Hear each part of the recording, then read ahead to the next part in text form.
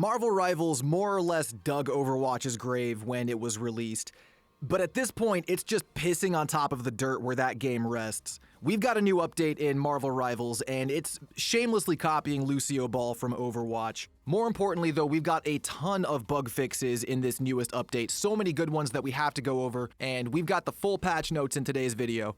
You know where the like button is, consider subscribing for more Marvel Rivals content, and let's check out the update. Alright guys, so the Spring Festival in Marvel Rivals is underway. There's a new special event called Fortune and Colors where we get to unlock some cool new rewards, including a completely free Star-Lord skin called Lion's Mane. It's heavily featured in the new trailer that dropped earlier today, alongside a new skin for Black Widow and one for Iron Fist. And it's all inspired by Chinese New Year. They got these cool dancing lion outfits, and that seems to be the theme for the whole thing.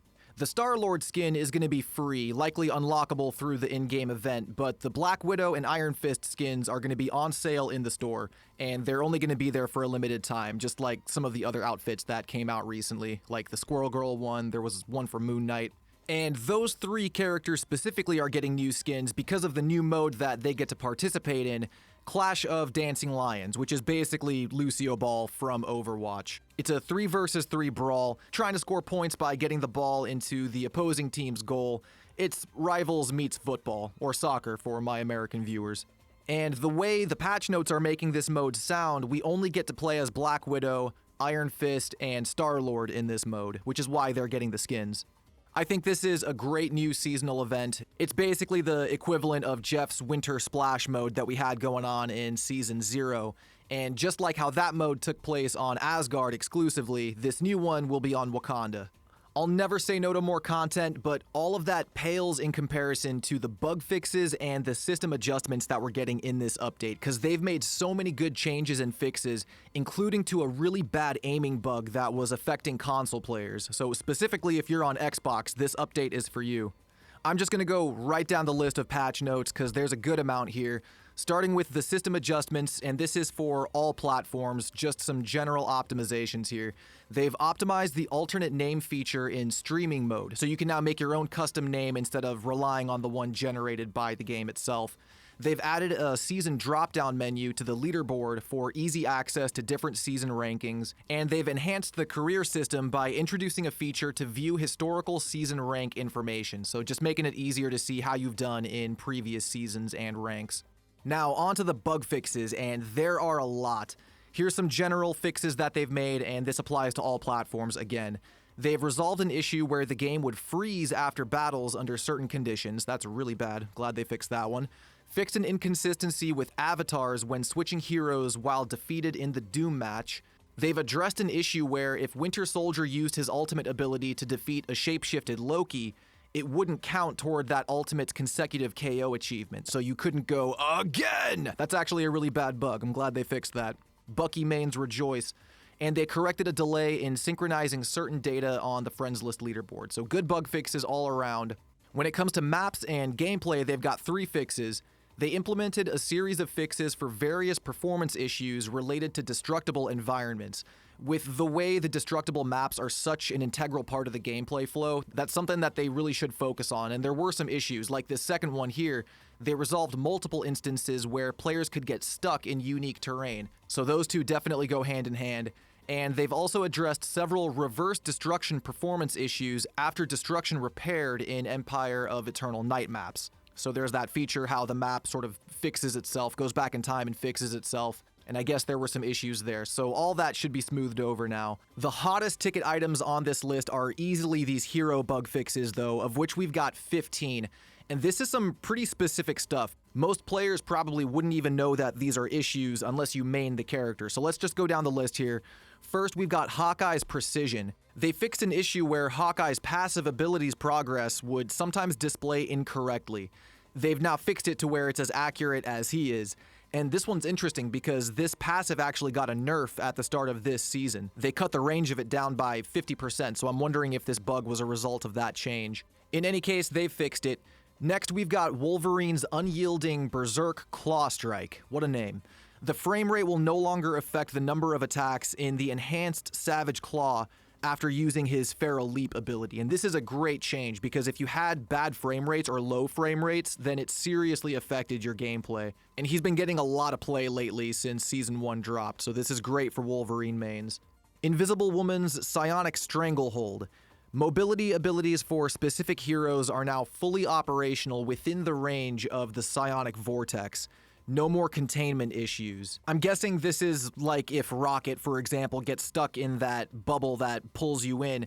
Maybe he couldn't use his rocket boost to get out of it, and it sounds like you can now use those movement abilities while you're in the radius of that vortex. If it's referring to something else, you can let me know in the comments, but that's what it sounds like to me. After that, we have Mr. Fantastic's Double Trouble. They've addressed a bug where having two Mr. Fantastics, like Loki in Transformation for example, sometimes allowed one to reuse the second part of Distended Grip, so no more getting double yoinked by Mr. Fantastic. Namor and Invisible Woman had a problem. They fixed an issue that prevented Namor and Invisible Woman from unleashing their ultimate abilities at certain door locations. Now they can break through any barrier, and that's a good change. There seems to be a lot of problems with Loki's doppelgangers because they resolved a problem where, under low frame rate conditions, if you activated Storm's ultimate as Loki after transforming into her, the ultimate would sometimes get cancelled, and that's horrible, so that's good that they fixed that. These low frame rate bugs were actually really bad. I'm glad that they're addressing most, if not all of them, that have popped up so far. Next up, we have another Wolverine fix, Fury Corrected. They fixed an issue where Wolverine's ultimate would occasionally not end properly after landing, after being pulled back. Maybe he wasn't going into Fury mode after landing the ultimate. I don't play Wolverine enough, so I'm not too familiar with it. I'm not a good Wolverine. There's a reason I don't play him. They've corrected abnormal ping prompts for some heroes. It sounds like not everyone was affected, but still good that they fixed that. With Magic, they've addressed a bug where she could not use stepping discs after activating her ultimate in certain situations. With how important that teleportation is, that's pretty bad. Next, my girl Penny's got one. They fixed an issue where Penny's bionic spider nest would be unintentionally lifted along with the Clintar device when raised. Now, her tech remains grounded and ready for action. So I'm guessing this is in convoy mode. If you had your nest set up in the middle of the objective area and the escort car came up, it probably took your nest with it, so that's good. Next, we have another Loki transformation fix. They resolved a problem where Loki, after using his ultimate ability to shapeshift into the Punisher, if Warrior's Gaze was triggered when the transform was about to end, its effects lingered a little bit too long. The Warrior's Gaze effect will now fade as soon as the ultimate concludes, so no more lingering vision trickery. That's kind of a low-key nerf for Loki.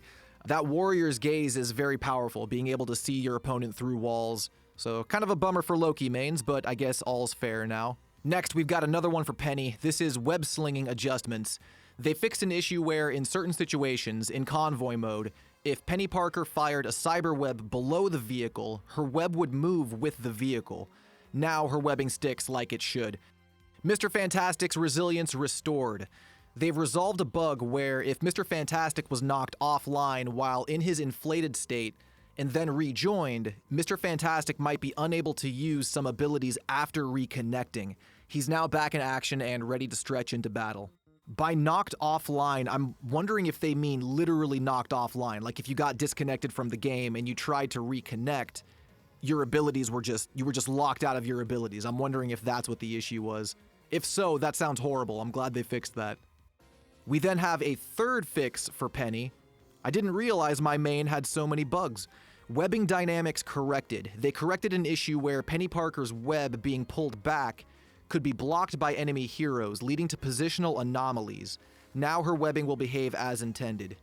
Just based off the way this is worded, I'm wondering if this means if you try to aim your web slinger, let's say at a wall that's behind your opponent, it wouldn't pull you to that wall. It would sort of phase into your opponent and you just wouldn't do anything. That's what it sounds like to me, and I've had that happen a couple of times. So good fix if that's what this is. And the last hero fix here is a camera alignment fix. The camera misalignment issue that could occur while KO'd and revived by Adam Warlock while spectating Hela, just as she rises up to launch her ultimate ability, has now been fixed. That is a hyper-specific issue, but I'm glad they fixed it. And the last two items on the patch notes are some very important fixes for console players. Specifically on Xbox, when I found out about this bug, I was concerned that it was also on PlayStation, and as a PlayStation player, I'm a little bit disappointed to see that PlayStation 5 is not included in this bug fix, but let's just go over it. They fixed an issue where the crosshair movement would automatically stop at extremely low pushing angles on the Xbox controller. So if you were giving very minimal input on the right stick specifically, there was a really bad stutter when you aimed, and it made making the fine adjustments very difficult. This is such a huge fix for the console players because the aiming in this game is so wonky already, and having this bug to contend with, like you had to go into the settings and actually change what your settings were just to work around this bug, so this is excellent. They've also resolved a problem where the camera would automatically move for Xbox controller users after being KO'd in certain situations. So that sounds like if you were on PC but happened to use an Xbox controller as your input, you still were affected. That's actually kind of interesting. I guess this game is not Xbox controller friendly, and that's why PlayStation won the console wars. But guys, those are the patch notes for the Spring Festival update in Marvel Rivals. Thanks for watching my video. I hope you guys like my style. We're going to have news updates that go over patch notes every time they drop, so if you want to stay in the loop with Marvel Rivals and all the up-to-date information, make sure you guys subscribe and get notified so you know when those videos go live. Speaking of going live, I'm planning on going live every Wednesday and Friday, just playing Marvel Rivals on the channel. This used to be a Star Wars gaming channel, and we would stream a lot of Star Wars games like Battlefront 2 and Jedi, but we're transitioning into Marvel Rivals more than anything right now, so we're going to be streaming that this week. I'm really bad at committing to schedules, but I'm going to try to aim for streaming live at 1 p.m. Pacific time on Wednesdays and Fridays. I'll even try to throw Mondays into that mix. I would love to have a 3-day streaming schedule. I think that'd be great for the channel. And it would just be a chance for you guys to get to know me, get to know my style, and hopefully you found your new favorite Marvel Rivals channel. So with that, I appreciate you guys hanging out with me. I think I've said enough for today. That's all from me. This has been Star. Keep shining, baby.